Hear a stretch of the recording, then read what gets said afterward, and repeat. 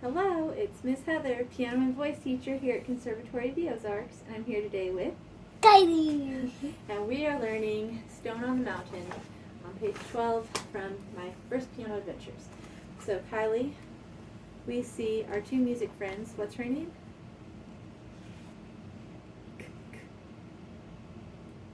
Katie and Carlos. what are Katie and Carlos doing? They're picking up stones from the mountain. They're hiking in the mountains and they found some beautiful stones. What color stone did Katie pick? Red, What color stone do you think Carlos will pick? blue, What color stone would you pick? purple. That's the same as I would pick. So we want to hold these beautiful stones in our hands with a rounded shape. We don't want to crush the beautiful stones. Don't be sad. We don't want to drop the beautiful stones. Hold the beautiful stones gently with a rounded shape.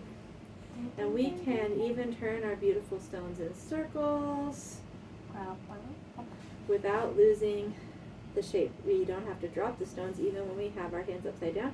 And we can even tap our thumbs without dropping our stones.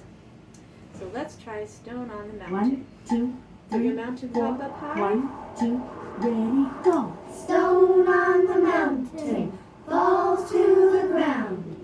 Hold it, roll it, roll it around. Lift your thumb, tap. 1, 2, 3. Whoosh goes the wind and land on the keys. This is such a perfect rounded hand shape. Your distal joint is curved and your proximal joint is curved. Great job. You give yourself 2 thumbs up and push the square.